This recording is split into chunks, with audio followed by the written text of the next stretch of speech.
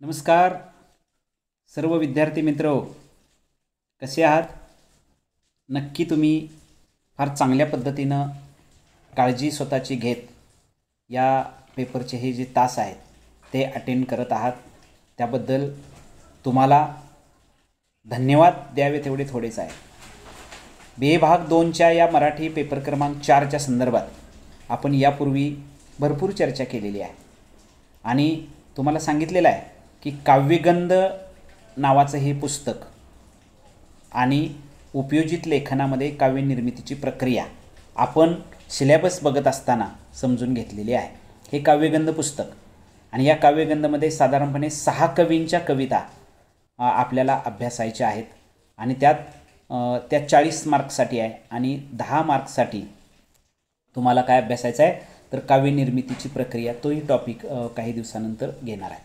तर तुम्हाला कवी जे आहेत ते कोणकोणते आहेत तर त्याच्यामध्ये पहिला केशवसुतांच्या कवितेचं विवेचन आपण समजून घेतलेलं आहे.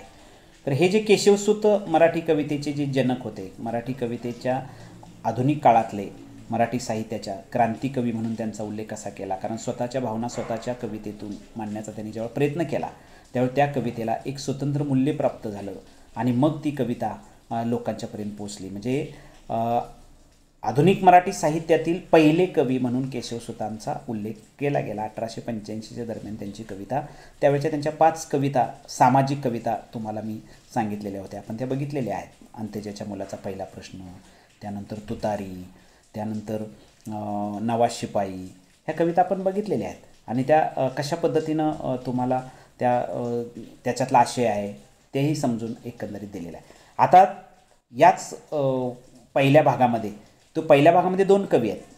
म्हणजे केशवसुत यांना और कोण आहे तर और म्हणण्यापेक्षा केशवसुत आणि वसंत बापट. तर प्रश्न दुसरा ज्या वेळेला दीर्घोत्तर येणार आहे त्यावेळेला केशवसुतांच्यावर येईल आणि त्याला और वसंत बापटांच्यावर, त्या दोन्हीपैकी एक तुम्ही लिहायचा आणि पहिला प्रश्न ऑब्जेक्टिव्हचाच आहे या 6 कवींच्या कवितेवर. आता दुसरा प्रश्न दीर्घोत्तर आहे तो केशवसुतांना और वसंत बापटांच्यावर नक्की येणार. तिसऱ्या प्रश्नामध्ये दुसऱ्या भागाच्या 2 कवितेच्या और येणार, चौथ्या भागामध्ये ते येणार, 5वा तो काव्यनिर्मितीची प्रक्रियेचा प्रश्न. तर मला वाटते तुम्हाला या सगळ्या गोष्टी हळूहळू समजून येतील. ज्यावेळी तुम्ही क्लासमध्ये येणार आहात, तासाला येणार आहात, त्यावेळी प्रत्यक्ष काव्यगंध पुस्तक तुम्हाला बघायला मिळणार आहे, त्याच्यातल्या कविता ऐकायला वाचायला मिळणार आहेत. आणि त्याबद्दल आता मी अजून आशय सांगतोय. आता पुढच्या एका टप्प्यामध्ये मी तुम्हाला कविता सगळं विश्लेषण, कारण माझ्याकडे आत्ता पुस्तक प्रत्यक्षरित्या इथं उपलब्ध नाही आहे, तर त्यामुळं तुम्हाला मी कविता वाचून दाखवून त्याचं विश्लेषण पुढच्या टप्प्यामध्ये घेणार आहे. त्यामुळे फक्त तुम्हाला त्याचा थोडक्यात आशय कवितांचा सांगत जाणं एवढाच उद्देश एकंदरीत आहे. आता या पुढच्या एका 15 दिवसामध्ये तुम्हाला ह्या सगळ्या कवीचं विश्लेषण झालं, कवितांच्या सगळ्या कवीवरांचं, तर नंतर मग कविता वाचून त्याच्यावरचा थोडक्यात आशय सांगता येईल. नंतर त्याचं सामाजिक वाङ्मयीन मूल्य कसं आहे, आशयसूत्र, त्याच्यातली वैशिष्ट्ये ही एकंदरीत सांगता येतील. काही इथं काय संपूर्ण एका कवितेवरच प्रश्न न येता एका ह्या कवीवर प्रश्न येणार आहे आणि त्याचा आशय, कारण ही आता अगोदर सामाजिक कविता बघितली, आता प्रेम कविता बघायची आहे. तर मराठी कवितेमध्ये ज्यांनी मराठी कवितेला एक स्वतंत्र योगदान दिलेलं आहे 1940 नंतर, अशा एका कवीचा, म्हणजे तुम्हाला हे सगळे कवी कुठून बघायचे आहे तर 1885 पासून ते आत्तापर्यंत अगदी 2005 पर्यंत हे निवडक 5 कवी त्या कालखंडातले, विशिष्टतः 10-20 वर्षाचा एक असा कालखंड जर मांडला बदलता तर त्याच्यातले ते कवी एकंदरीत आहेत.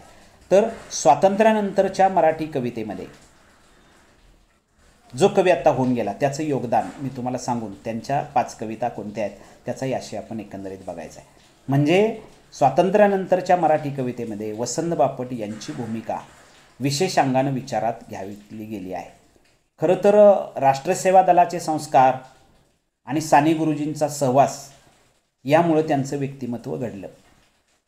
तत्कालीन सामाजिक राजकीय परिस्थितीचं भान ठेवून ऐतिहासिक राजकीय जाणीवा प्रकट करणाऱ्या कविता त्यांनी लिहिल्या. गरीब कष्टकरी जनतेच्या सहानुभूतीतून आणि भांडवलशाही व्यवस्थेविरोधाचा राग त्यांनी आपल्या कवितेतून व्यक्त केला आहे, सामाजिक कवितेतून. वसंत बापट हे तसं पाहता राष्ट्रसेवा दलाचे स्वातंत्र्यापूर्वीचे एक सैनिक आहे, त्यानंतर ते प्राध्यापक झाले त्यानंतर त्यांनी राष्ट्रसेवा दलाच्या संस्कारातून त्यांनी आपला उदरनिर्वाहाचा व्यवसाय म्हणून शिक्षकीपेक्षा जरी पत्करला असला तरी सामाजिक काम मोठं आहे आणि साहित्यिक म्हणून किंवा कवी म्हणून त्यांचं योगदान विंदा करंदेकरांच्या बरोबर काम करता करता त्यांना पूर्णपणे जाणीव झालेली आहे. म्हणून कष्टकरी समाजातल्या जनतेबद्दलची सहानुभूती त्यांना आहे, राष्ट्रप्रेमाची जाण आहे, भांडवलशाही विरुद्धचा राग आहे त्यांच्या अंतःकरणामध्ये आणि सामाजिक क्रांतीची अपेक्षा व्यक्त करणारी त्यांची कविता आहे. म्हणजे अन्याय, अत्याचार, भ्रष्टाचार, परकीय आक्रमण याविषयीचा विचार त्यांच्या कवितेतून येतो. म्हणून त्यावेळेला त्यांचा जो कविता आहे बिजली कविता संग्रह प्रकाशित झाला पहिला, त्यानंतर सेतू, त्यानंतर 11वी दिशा, सकीना, प्रवासातल्या कविता, शूर मर्दाचा पोवाडा, राजसी आणि मानसी अशा पद्धतीचे असे त्यांचे कविता संग्रह आहेत. 1991 सालापर्यंत हे सगळे प्रकाशित झालेले आहेत. 50 सालानंतर 1950 ते 91 सालापर्यंत 40 वर्षाच्या काळात एवढे कविता संग्रह त्यांचे प्रसिद्ध झाले. गोम कुलकर्णी यांनी असं म्हटलेलं आहे. काय म्हणतात गोम कुलकर्णी बघा, ते असं म्हणतात की वसंत बापटांचं व्यक्तिमत्व जे आहे ते बहुरंगी आहे. जीवनाच्या आनंदाचा आस्वाद त्यांना आपल्या भूमिकाद्वारे घेत राहावा असं सातत्यानं वाटतं आणि तो त्यांचा तसं पाहता स्वभाव धर्म आहे. आणि म्हणून त्यांची भूमिका म्हणजे बहुरंगी बहुढंगी त्यांची भूमिका आहे. जीवनाचा आस्वाद फार जवळीकतेनं आणि सखोलतेनं घ्यावा असं ते आवर्जून सांगतात, असं गोम कुलकर्णी यांनी त्यांच्या बाबतीमध्ये एकंदरीत म्हटलेलं आहे. वसंत बापटांची जी सामाजिक कविता आहे किंवा संपूर्ण कविता याच्या बाबतीत यशवंत मनोहर काय म्हणतात. यशवंत मनोहर नावाचा एक कवी आहे, समीक्षक आहे, मराठीचे अभ्यासक आहेत. ते काय म्हणतात, वसंत बापटांची कविता सामाजिक आणि राजकीय जाणीवांची अभिव्यक्ती सहन करते. काय अगदी एका वेगळ्या अंगानं स्पष्ट केलेला विचार आहे. ते काय म्हणतात की अगदी सामाजिक आणि राजकीय जाणीवा अभिव्यक्त करतात. प्रेमाच्या आणि निसर्गाच्या भावछटा, नाजूक छटा त्यांनी आपल्या कवितेतून व्यक्त केलेली आहे. हे मात्र खरं आहे. प्रेमातल्या अगदी बारीक भावछटा त्यांनी चित्र कशा आहेत त्या पुढे मी तुम्हाला सांगणार आहे. प्रत्येक प्रेमातला प्रत्येक वेगळा विषय आहे. विरहाचं प्रेम आहे, सफल प्रेम आहे, त्यानंतर दुःखी प्रेम आहे, शारीरिक प्रेमाचं आकर्षण आहे. म्हणजे या अंगानं वेगवेगळं जे कवीला वाटतं त्या कविता, गाजलेल्या कविता त्यांच्या 5 कविता इथे घेतलेल्या आहेत. त्याच्यामध्ये फुंकर आहे, जपायला शिकली होतीस आहे, आज अचानक आहे, त्यानंतर नाजूक रुपडे, विस्मृती, या 5 कविताच बघायच्या आहेत. म्हणजे मी मगाशी सांगितल्याप्रमाणे किंवा यापूर्वी सांगितल्याप्रमाणे तुम्हाला केशवसुतांच्या कवितेवर प्रश्न 100% दुसरा येणारच आहे. तुम्हाला तेवढ्या 5 कवितांचा आशय एक दिलेला तेवढा वाचून काढला की तुम्हाला तोच प्रश्न लिहायचा आहे. पण त्याला अर्थ तुम्हाला प्रेमकवितेवर लिहायचा आवडत असेल केशवसुतांचा न लिहिता, तर तुम्ही या प्रेम कवितेवर सुद्धा प्रश्न लिहू शकता. म्हणजे वसंत बापटांची प्रेम कविता कशी आहे, काय आहे, आता मी सांगायला लागलो तेच प्रस्तावना. मग वसंत बापटांची प्रेम कविता सर्वसामान्य समाजाला किंवा वाचकांना का भावते, तर प्रेमाच्या विविध भावछटा किंवा प्रेमाचे कित्येक अनोखे रंग त्यांच्या कवितेत येतात. प्रेम हा मानवी जीवनाचा सगळ्यात जवळचा घटक.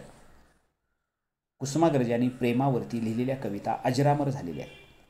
प्रेम कर भिल्लासारखं बाणावरती खोचलेलं, मातीमध्ये उगवून सुद्धा मेघापर्यंत पोचलेलं ते म्हणतात.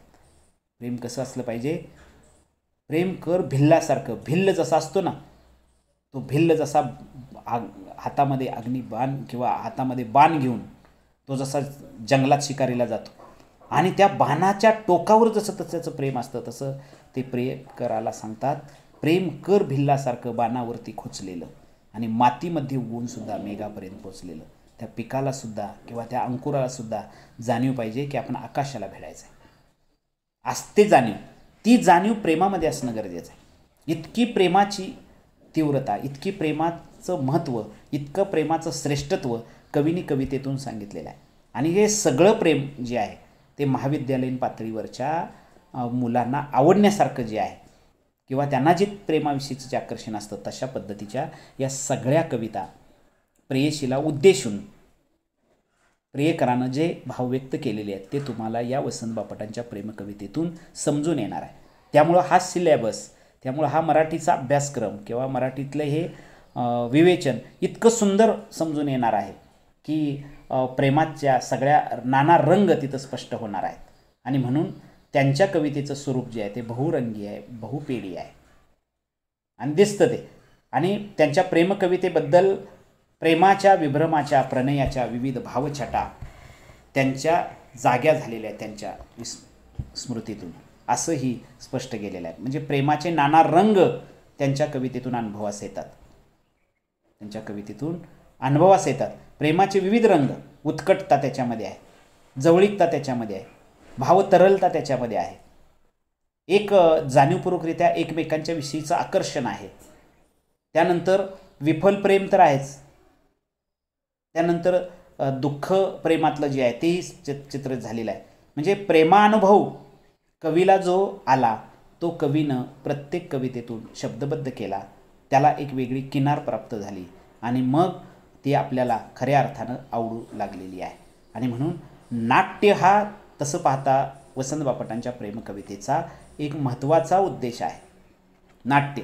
आणि तो नाट्य काय आहे तर त्याचा प्राण आहे या कवितेचा. नाट्य हा प्राण आहे.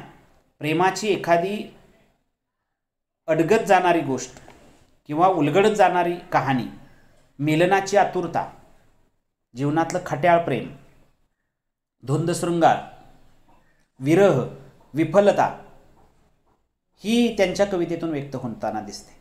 आणि म्हणून त्यांच्या कवितेतूनची वैशिष्ट्य थोडी समजून घेताना सांगितलं आहे. त्यांच्या कवितेत साधारणपणे काय सांगितलं आहे, त्यांच्या कवितेचा आशय कसा स्पष्ट झालेला आहे तर प्रेमातल्या विविध भावछटा आहे.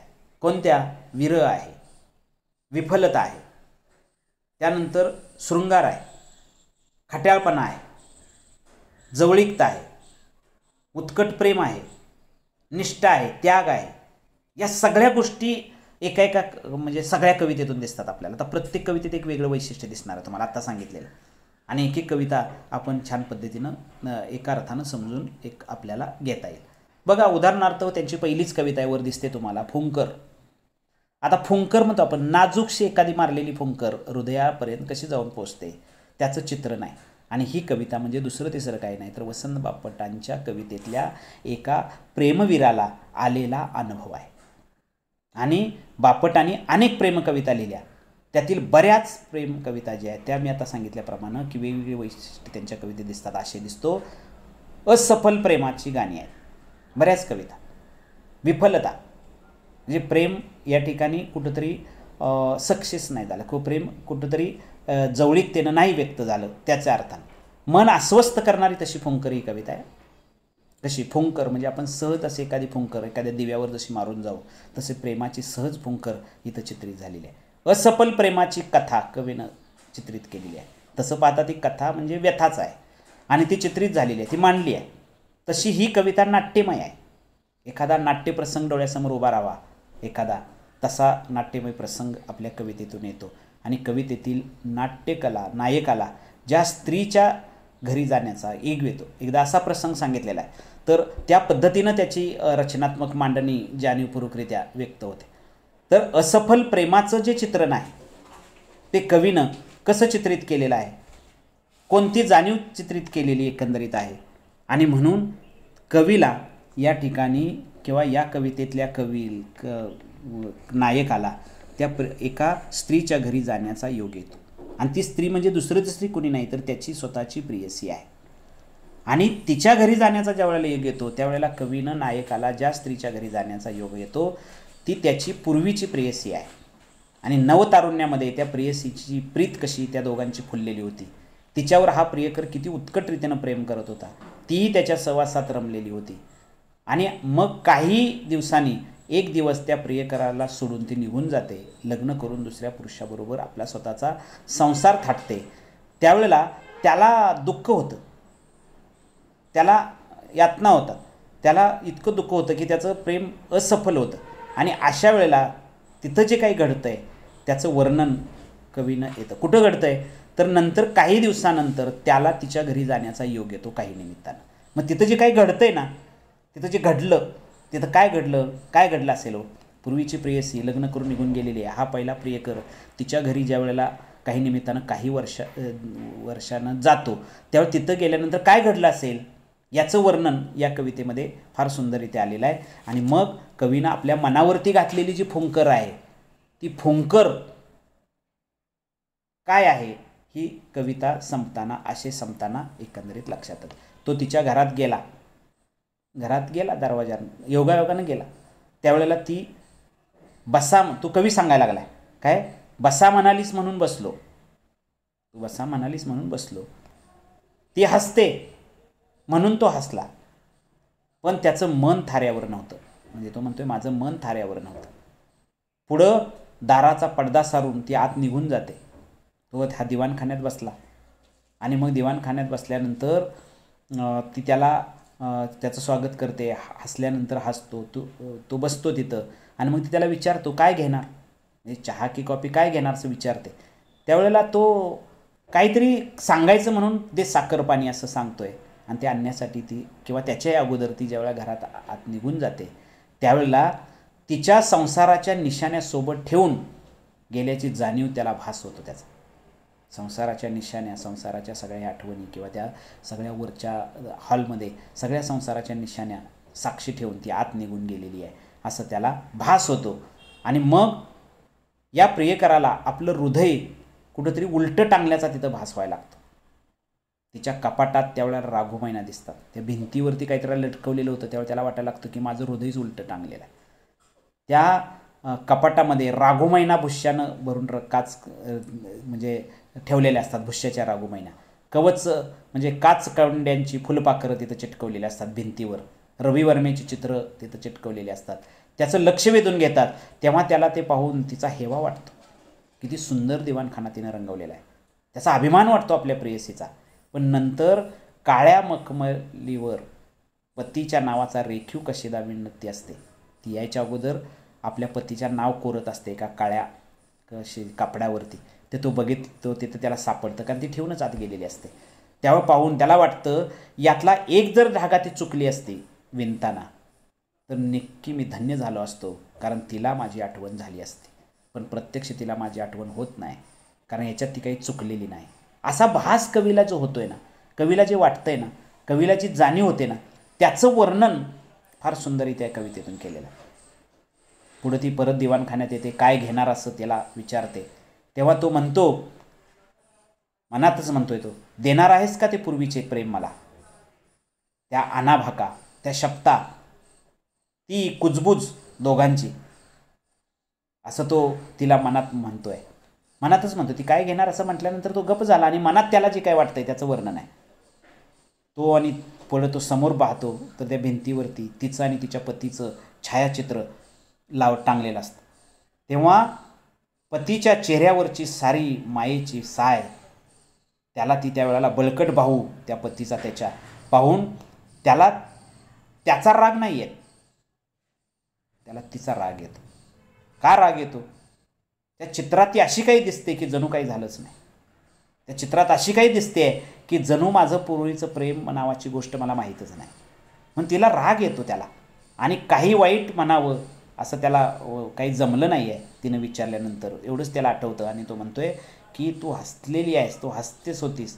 तो म्हणतोय तू हसत होतीस, संसाराच्या खरोखर तू रमली होतीस. शेवटी तो म्हणतो मी परत जाताना तिच्या डोळ्यात म्हणजे काय कसं आहे म्हणजे त्याला चहा साखर पाणी देऊ घेतो आणि मग उठतो तो जायला ज्या वेळेला उठतो त्यावेळेला तो प्रत्यक्षरित्या तो दरवाजासमोरच्या बाहेर जातो. त्यावेळी ती त्याला सोडायला येतं आणि मग तुला इतकी का गं सुपारी तिच्या डोळ्यात पाणी उभं राहिलेलं असतं. आणि मग तो म्हणतोय तिला प्रेमाची आठवण नाही करून देत, तुला इतकी का गं सुपारी लागली होतीस, नकोस माझ्या मनावर अशी तू फुंकर घालू,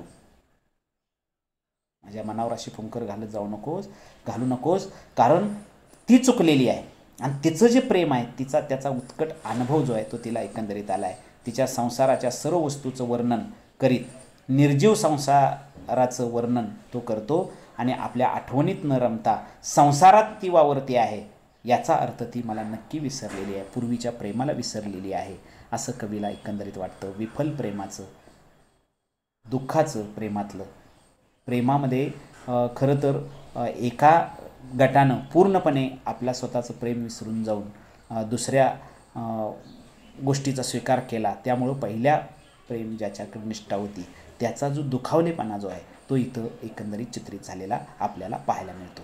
मला वाटतंय फुंकर कवितेचा आशय मी तुम्हाला थोडक्यात सांगितलेला आहे. या कवितेचा वाचन आणि विवेचन किंवा या कवितेचा आशय आणखी आपण सविस्तर क्लासमध्ये बघणार आहे. म्हणजे एकंदरीत प्रत्यक्षरित्या एका कवितेला किंवा 2-2 कवितेंचा आशय घेऊन आता पुढच्या तासाला आपण जपायला शिकली होतीच आणि आज अचानक या 2 कवितांचं, त्याच्या पुढच्या तासाला 2 कवितांचं असं विश्लेषण घेऊन आपण पुढच्या 2-3 तासामध्ये वसंत बापटांच्या प्रेम कवितेचा पूर्णपणे आशय जो आहे तो स्पष्ट करून घेणार आहे, समजून घेणार आहे. आणि परीक्षेसाठी आपल्याला लिहायला या कविता इतक्या सुंदर आहेत, इतका आशय सुंदर आहे. सांगितलं की नाही आता फुंकर कविता काय, तर प्रियकरानं त्या प्रियसीला असं म्हटलेलं आहे की माझ्या मनावर तू अशी फुंकर घालू नकोस, कारण मी तुला आता माफ करणार नाही. तुझ्यावरती मी उत्कट रीतीनं प्रेम केलं, तुझ्यावरती तुझ्या शब्दा अनाभाका सगळ्या विसरून देऊन तू माझ्या प्रेमाला धुडकावून देऊन ज्यावेळी तू निघून गेलीस त्यावेळेला जणू काही आपल्या जीवनात काही घडलंच नाही अशा भावनेनं आज तू वावरते आहेस, तुला काळ कधीही माफ करणार नाही असं त्याला म्हणायचं आहे. मित्रहो, वसंत बापटांच्या या प्रेमकविता खरोखर ही प्रेमकविता जी आहे ती असफल प्रेमाचं वर्णन करणारी आहे. असफल झालेल्या प्रेमाची महत्त्वपूर्ण जाणीवपूर्वकता भावछटा व्यक्त करणारी ही कविता आहे. त्यामुळे या कवितेतल्या त्या नायकाच्या मनातल्या भावना चित्रित असं कधी होत नाही, पण ते झालेलं आहे, कवीनं घडलेलं आहे, असं दाखवलेलं आहे. म्हणजे महाविद्यालयीन जीवनात असेल किंवा तारुण्याच्या स्थितीमध्ये असेल, दोघांच्या प्रेमाच्या सगळ्या भावमय स्थितीचं वर्णन करताना कवीनं तिच्या घरी ज्या वेळेला तो नंतर काही दिवसानं जातो त्यावेळेला तो प्रियकर बनूनच गेला आहे काय, किंवा प्रत्यक्ष तिथल्या घडलेल्या घटना आणि प्रसंग तो सगळे बघू लागलेला आहे आणि बघितल्यानंतर त्याच्या मनात जे काही येतं त्याचं विवेचन या कवितेतनं फार सुंदररित्या एकंदरीत आलेलं आहे. त्यामुळं BA भाग 2साठी काव्यगंधमधल्या एकूण 6 कवींच्या कविता आपण बघायच्या आहेत. त्याच्यातल्या सामाजिक कविता 5 केशवसुतांच्या बघितलेल्या आहेत पहिल्या भागामध्ये. त्यालाच पहिल्या भागामध्ये दुसरा कवी जो आहे की जो प्रेम कवितेचं वर्णन करणार आहे किंवा प्रेम कविता त्यांच्या निवडलेल्या आहेत ते म्हणजे वसंत बापट. आणि मग या दोन्हीवरती प्रश्न येणार आहे किंवाला, त्याच्यातला दोन्हीपैकी एकच लिहायचा आहे. तुम्ही चांगला एकच कवी जरी केला तरी तुम्हाला चांगलं लिहिता येणार आहे. या वर्षीच्या आत्ताच्या तुम्ही SYला गेलेलात, पण आत्ता जी मुलं यापूर्वी मागच्या गतवर्षी SYला होती त्यांना या प्रश्न इतका सुंदर सोडवता आला आणि इतक्या चांगल्या पद्धतीनं गतवर्षी हा अभ्यासक्रम आलेला आहे, तर इतक्या चांगल्या पद्धतीनं त्यांना परीक्षेत लिहिता आलं आणि इतके चांगले मार्क्स पडले की प्रत्येक मुलं जवळजवळ 50 पैकी 35, 40, 45, 44 मार्कपर्यंत गेलेली आहेत. तर माझ्या माहितीप्रमाणे तुम्ही या असणाऱ्या मराठी विषयासाठी प्रवेश घेतलेला आहात, मराठी विषय निवडलेला आहात. तुम्हाला फार चांगल्या पद्धतीनं या 6 महिन्यामध्ये पेपर क्रमांक 4साठी हे काव्यगंध पुस्तक अभ्यासता येणार आहे आणि तुम्ही चांगल्या पद्धतीनं ऐकत आहात त्याबद्दल तुम्हाला धन्यवाद देऊया आणि पुढच्या तासाला निश्चित भेटूया.